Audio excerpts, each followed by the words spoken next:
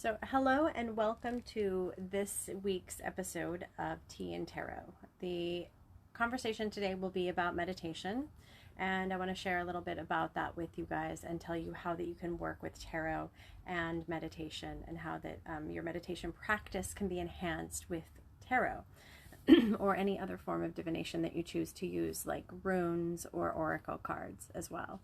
So, meditation, I think that one of the things I really wanted for everyone to understand is that there is a lot of misconception when it comes to what is meditation. We often have that image of, someone sitting in lotus position with their legs crossed, a mudra that they are holding in their hands, and their minds empty, quiet, no distraction, and sitting for extended periods of time. Now, that is one way to meditate, but it is not the only way. And even though it is a classic form of meditation, it is definitely not the only form of meditation. And it is one that is difficult for those of us who have been raised in a very intense physical culture. Information is bombarded in our direction. It's thrown at us intensively all the time. We are constantly taking in new information with social media and the internet. And so the idea of sitting still can be very difficult for a person to even conceive of for an extended period of time. And so one of the things that I tell people when they are looking to start a meditation practice, to understand that it is not just that is not the only way to meditate and to focus in. I know that there's walking meditation, so you can go into nature or go on a walk and meditate as you are moving. There are forms of visual meditation where you focus on a mantra or a yantra, and visualize and take that space in and sort of explore that energy within yourself. We can do guided meditations where there is a voice that will take you through a series of images, and I put that in quotes, the term images, because the idea that when we are experiencing something through meditation that it has to be visual in our mind is a misconception, because a lot of us experience things differently. And just as there are many different types of learners, there are many different types of meditators. So if you are gaining information or experiencing meditation, you can do so in a number of different ways. It doesn't have to just be visual. It can be, something that you sense internally.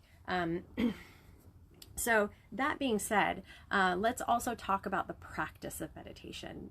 How do you get better at this? How do you actually create a practice?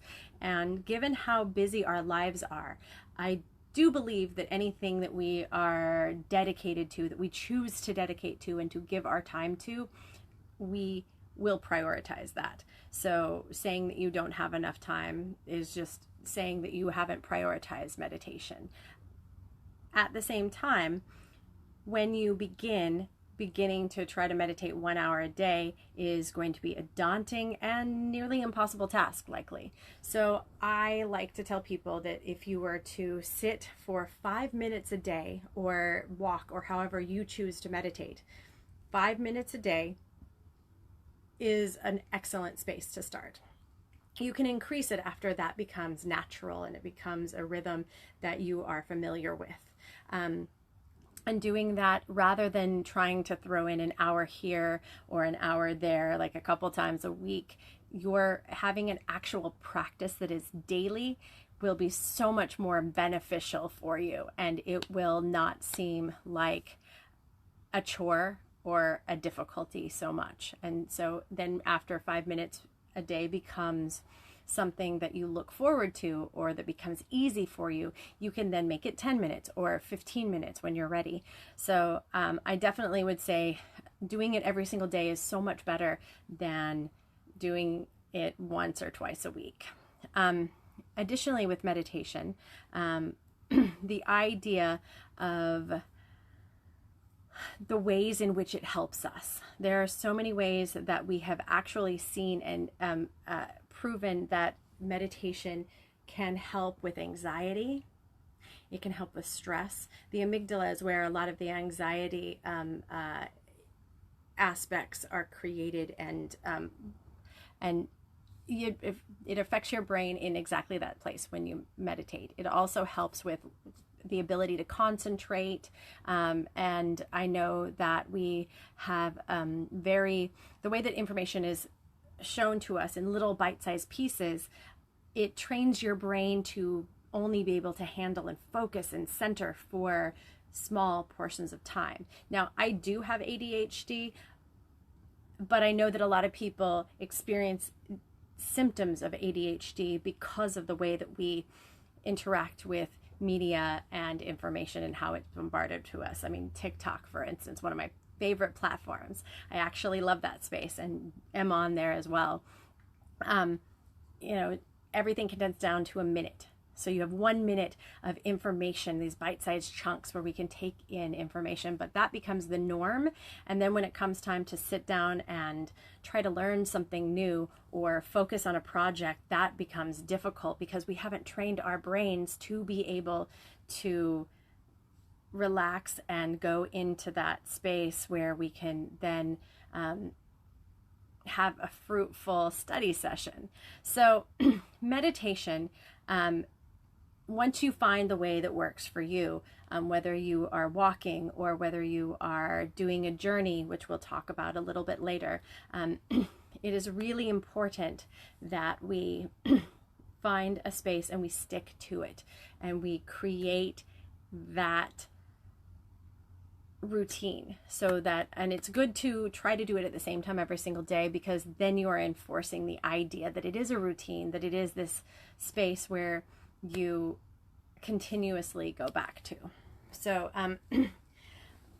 one of the ways, so if we talk about meditation in that sense, right, then we will also want to move forward with tarot as the idea for how to meditate and as a vehicle for helping us to center and focus in. Tarot itself is it's 78 cards. We have all of these different suits, the 4 different suits. We have the major arcana, which has all of the archetypal figures, and to try to memorize them or connect with a new deck even can feel a little daunting. It's so much. So one of the ways that I feel it's really great to introduce a new deck or to learn the cards is to meditate with them. And you can do that in a number of different ways, but one card at a time is how you connect. So I strongly recommend working with the major arcana at first. There's a deck that I really enjoy called the Ansata Tarot. That's Ansata, and it is just the major arcana, and it has the very classic symbolism.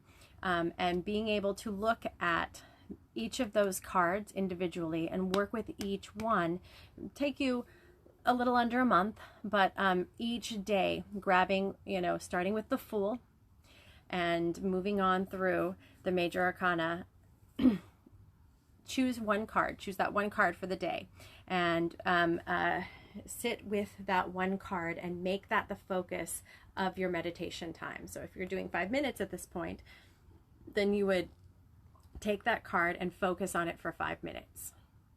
Well, what does that mean? What does it mean to focus on the card for 5 minutes? One of the practices that I actually really enjoy is sort of a mixture of automatic writing and word play.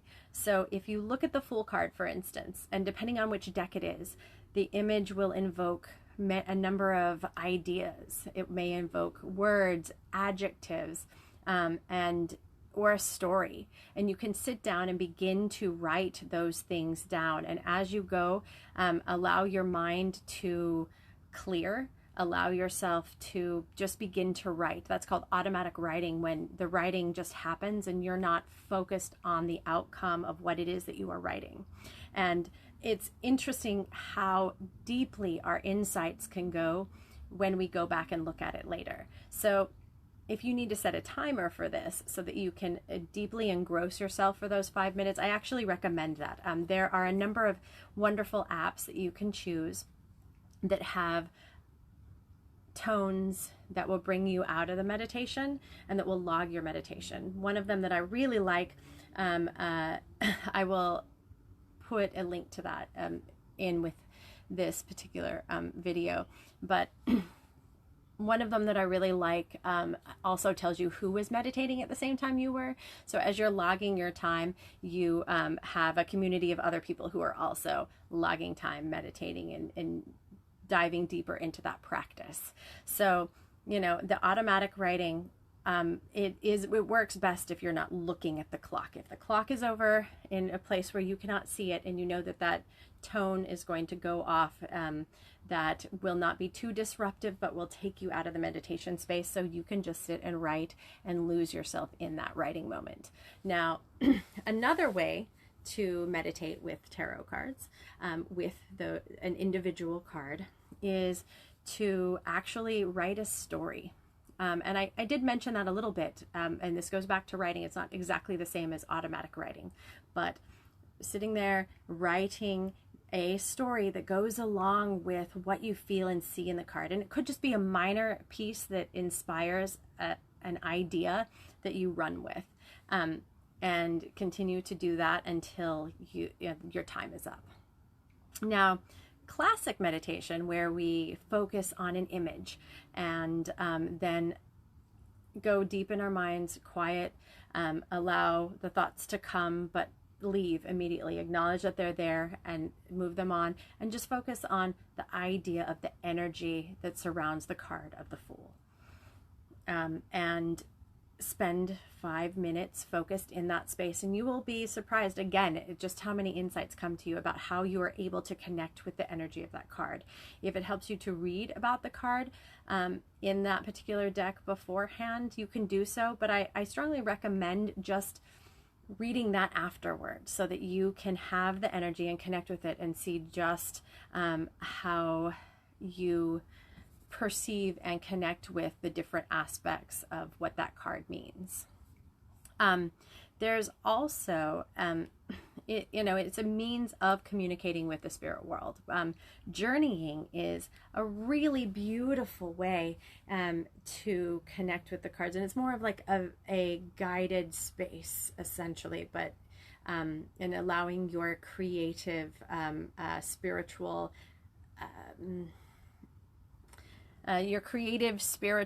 imagination take over.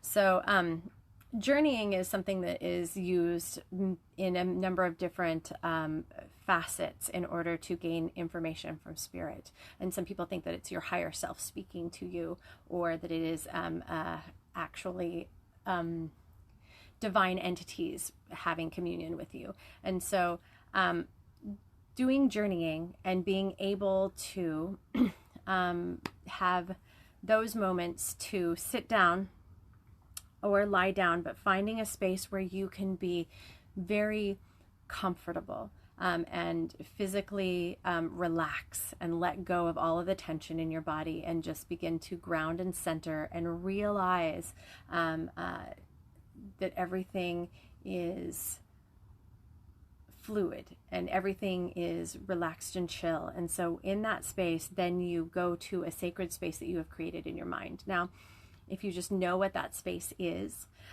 if it's someplace that you've actually physically been to before, or if it is a place that you've only just imagined, it doesn't really matter, but a place where you feel sacred and safe, and you go there in your mind, however you experience that, and take that space, call in protective entities to be present for you, or that energy of that, and then go to meet with the card, meet with the energy or the embodiment of the card in some aspect, and that can be just pure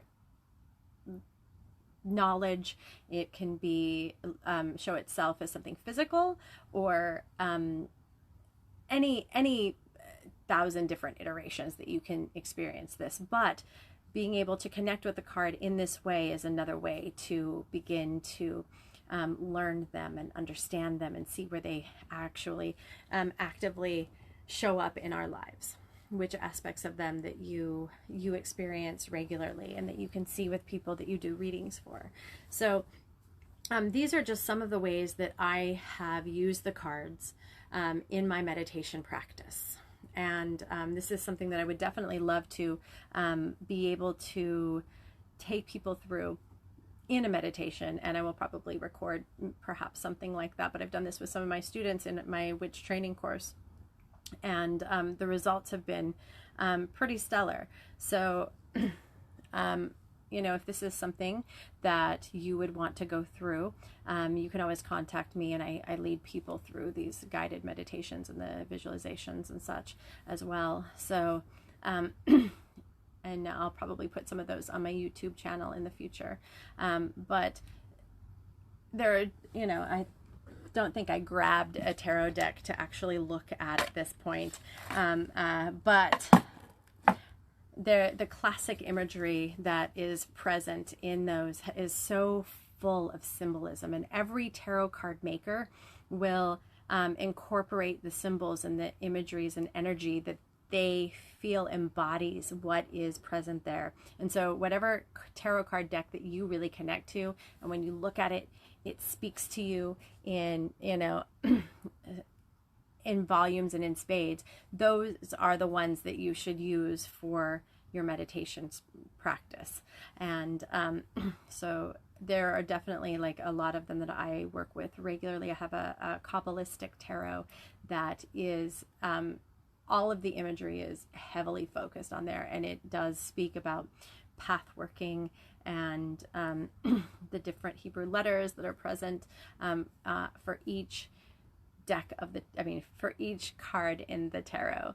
And I find those to be another great avenue for me in my meditation practice. So, you know,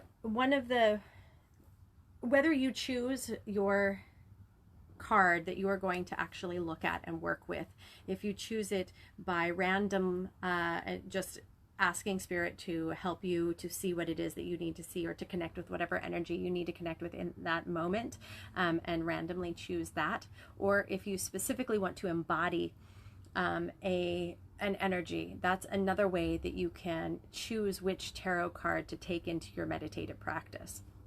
And I use my cards a lot in spell work because I meditate in spell work. So if there is something that I am trying to accomplish, let's say I would like to realize a goal, and I might take the King of Pentacles or the Ten of Pentacles and put that next to the candle that I have decided to burn, and whatever color feels right for that space. That's another thing I would like to mention, but I'll go back to that in a moment. But whatever candle feels right in that moment, and I will use the flame as a means of putting me in the meditative space. If you focus on it, it is a form of scrying, which we talked about in a previous episode. But if you focus on that, the flame, and begin to soften your gaze as you look at the flame and the card that is near it, it will take you into that space where you can then begin to visualize the manifestation of the energy that you are trying to create. And that is an excellent way to use meditation in your ritual work. And I strongly feel, because intention is 9/10 of a ritual. Sure, you know, there's the preparation, but every preparation should be heavily steeped in that in intention. So in that space. And when you are choosing to dive deeper into this and do the meditation aspect, that's a way of building energy and really focalizing where it is that you would like to send the energy that you are creating and that you are bringing forth, so that your higher self can manifest what it is that you are working on. I was going to say about candles, because candle magic seems to be coming up a lot in my conversations recently. There was a podcast that some friends of mine did earlier this week about candle magic, and one of the things that I hear people ask me a lot is, what candle should I use for this particular spell? And there's, if you look for what is the proper candle to use for a prosperity spell, you're going to probably find several different answers. If you look at what is the proper candle to use for a love spell, which I don't recommend those, but if it's something you're doing, and maybe a self-love spell, you'll probably find one of several different answers there. And I think that this is another space where we really have to trust our intuition. Because symbolism, though it can often be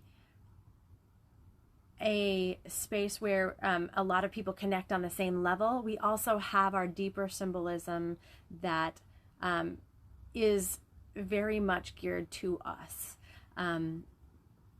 So if a red candle feels right, or if a black candle feels better, or a purple candle is the best one for you, trust that intuition. Go with that, because you're being called to that for a reason, and that is that again, it boils down to intention above all. And if, another thing to do is to look at your card. And I like to color coordinate things. I like for my ritual space to be beautiful. And in creating something that is visually pleasing for me, let's say the dominant color on my card is red, and so I choose to go with a yellow candle because it complements it. They look good together. And then I've got orange flowers that are on my altar. Those particular color choices and the way that I set it up for myself, if it's visually pleasing to me, I'll stay in that space longer, and I'll be able to very much connect on a deeper level, because everything feels right. All my senses are engaged. I'm going to have something that smells good, incense that works for that space. I'm going to create, sometimes I have music or whatever. And so all of the various ways in which you can create that space is absolutely, I think it's very personal. And so checking a reference guide or relying on that heavily is not, I don't really advise it. I think that we have to learn and use our own intuition to connect to those spaces. But I would love to open up for questions from anyone that might be watching about, and I'd love to hear about your meditation practices. A lot of what I've been talking about is using tarot in meditation, and I would love to hear if there are any other practices that you have used to connect to your tarot cards. I know that the act of shuffling can be a space of meditation. When I am preparing to do a reading for somebody, I will take my deck, and I always say almost a little prayer that that my ego is going to be removed from that space, that I will connect with that person and what it is that they need in that moment, based on what they're asking. And I try to just be a conduit for spirit. And as I'm shuffling, I just breathe deeply and use the rhythmic motion to put me into a more grounded and centered space. So that is actually a form of meditation in and of itself. It's very quick. It only lasts for maybe 30 seconds, I think, probably would be about how long that I actually shuffle the cards, but I am using that space to put me into a different mind state. So, and the more often that you do meditation, we have actually seen that it does affect the brain. As I was saying earlier, it can help with stress, anxiety, focus, help you to be able to deal more gracefully with any situations that you're going through, because every time that we give ourselves that breather, that we tell our bodies that we, that it is okay to relax, we unload so much, and we are able to then reconnect to ourselves more concretely and not be in whatever feels that we're in that are causing tension within ourselves, whether it be, mental or physical tension, but it's all tied together, the mental, physical, and spiritual. So like I said, any questions, I would love to address those and hear about your meditation practices. I wanted to apologize to folks for not doing my Moon Minute. I took a 3-week hiatus from that because of Snowmageddon and how it rocked my world in a very intense fashion, just going through and trying to fix pipes, get my washing machine online, which still isn't online, but there's so much that happened here in Texas, and I know anyone else who has been through that knows that it's just getting things back to normal. I mean, we've had our 70-degree days, quite a few of those since, but there was so much that was put out of alignment, and that has to be replaced and put back in, and time spent away from work or without without all of the conveniences that we're used to, and the things that help us to be comfortable, like heat, for instance. When you don't have electricity, it's hard to stay warm unless you have a wood stove, which I do not. So, and then water, that was hard to go without. But one of the things that I did do a lot of while all of that was happening was I did meditation. If you're stuck at home and you have no electricity, and you're burning all of your candles, and there's all of the ways that we find to entertain us, many of them are not actually available, and it's a high stress situation because you want to be able to, you can't cook your food, you can't go anywhere because the roads aren't comfortable. It's not a space to do that. So I did do a lot of meditation, and I found that helped to settle me and keep me from experiencing any kind of anxiety while all of it was going on. Just accepting the situation and being able to handle it with more grace and not be angry with the universe or whatever else it is. So Zach, you do your meditations while driving, doing self-reflection. You've also been reclaiming your space from the past. I'd love to know more about what that means, about reclaiming your space from the past, and meditating while driving. Driving is a great place to really be introspective. It really is. I think that that's an excellent use of your time in the car, as long as you can do both the driving and stay really focused on that, as well as being able to go to be introspective. But one of the places that I do, and I'm so glad you brought that up, that's actually really that ties into some of the other stuff we were talking about, how that meditation is not just a static thing. There's so many ways that we can actually meditate instead of just being seated or lying down.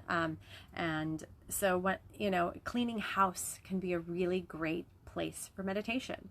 And there is so much that our souls communicate with us, and that spirit is able to communicate with us when we focus in, and with these repetitive tasks are the ones that I hate. Repetitive tasks like washing dishes, folding laundry, the ones that you have to do over and over again almost on a daily basis, and that they're never done. So the repetitive tasks like that, the never-ending tasks, the way that I try to keep from being angry that I'm doing them is when I'm washing dishes, I focus on something else that I am working on. I try to meditate through a space and go deeper into myself that way. So, driving, again, that if you have to do a lot of driving, especially for your job, and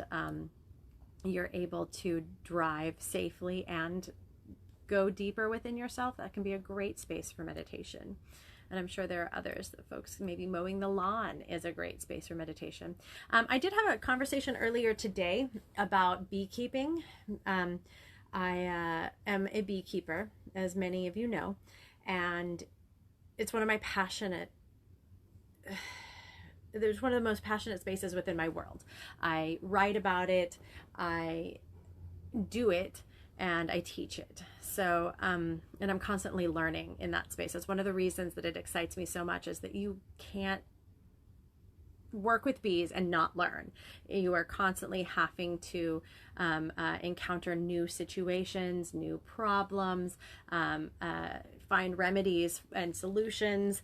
And so the idea of constantly learning something that I feel like I'm kind of an expert in, I love that aspect. I love being in that place. And when I'm working with bees, I find that to be a deeply meditative space. And it is because, well, for so many reasons.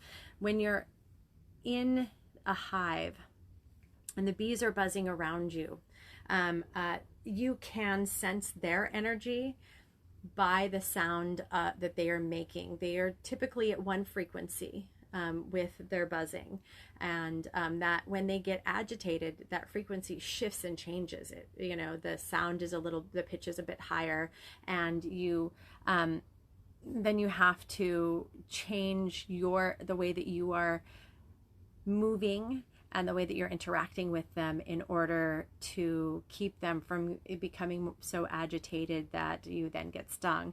And then if that happens, that shifts their whole energy because of the alarm pheromones that go off. But it's like a dance.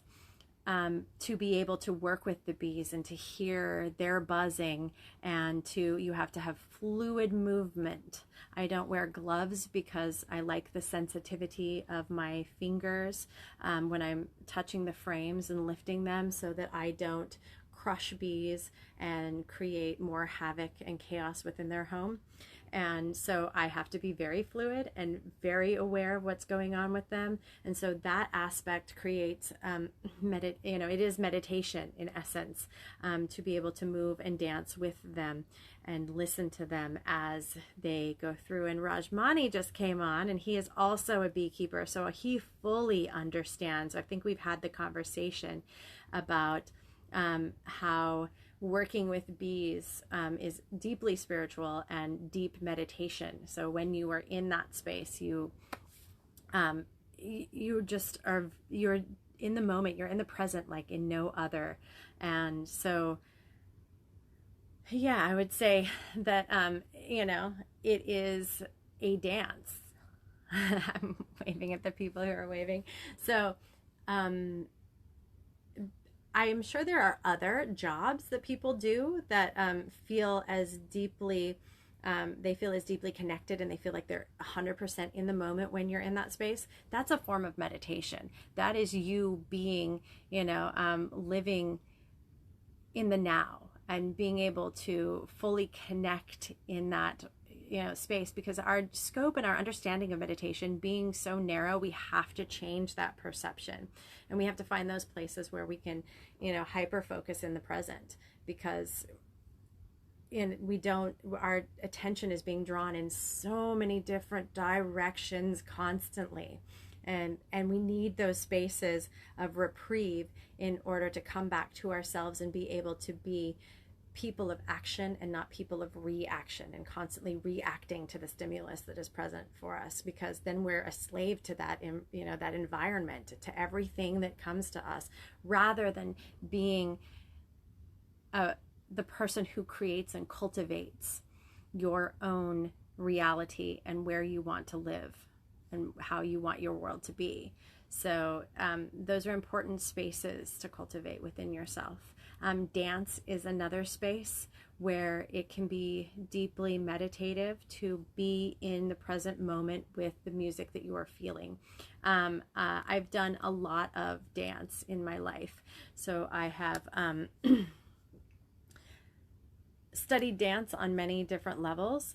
And the act of learning new dance routines, and then as opposed to being in the moment and dancing free form, they're very different disciplines, and both have such amazing benefits. They require different aspects of ourself in order to delve deeper into them and to free yourself and your mind in that realm. So that's another way in which we can actually meditate, is to use dance. Now, if we were to if you wanted to bring that back around to the idea of tarot and meditation, which that is the topic of the night, I can see where, if as you are learning the cards, identifying different songs that perhaps feel like they have the energy of what that tarot card has for you. So if, I haven't done this myself, but it seems it's something that I now want to try. So taking a card and looking at that card, studying that card, getting to know it like we do when we are learning a new deck, or if you're just learning something, or if you want to connect with a certain energy from your deck, and taking the card and choosing a song that you or songs and that you feel brings that energy about for you. You could take that into your space of dance meditation and begin to feel that energy as you are dancing, because as you're doing movements with your body, and that is a great way to raise that energy and begin to experience that part of yourself, because we all have all of these aspects within us. Every aspect that exists within the tarot's 78 cards, or within the world, we all have the capability of experiencing and accessing that part of ourselves. It's just which parts do you choose to show off and which actually come forth. So we have to ask ourselves that, and if there's something that you want to embody more of, that would be a great way to begin to feel that energy and feel how it feels within your body. Begin to experience how that feels in your body, and use that as a way to connect to that energy. So I know that there have been a lot of really wonderful people that I know in the world that have popped in, and I would love to hear from y'all about your meditative practices. Zach, thank you for bringing that up about the different ways in which you meditate, because I think that created a great discussion, and actually gave me some new insights through that. So I appreciate it. It's amazing to me doing these shows, coming on here, how time just flies. And we're already about 40 minutes into the conversation, and talking about different ways to meditate with tarot, and just generally different ways of meditating, because there are so many different ways, and it is not just one way that we can connect and center with ourselves like that. And so I think that it is very important for us to not pigeonhole that one idea that we have been told in our past. So I am opening it up to questions and giving you guys an opportunity to understand that also too, if you wanted to ask any questions later on, you can send those through direct messaging, or you can comment underneath the video after this goes to IGTV or YouTube, and I will definitely address those either personally or in another video if it's a topic that could be expanded on, and it feels like something to actually talk more about.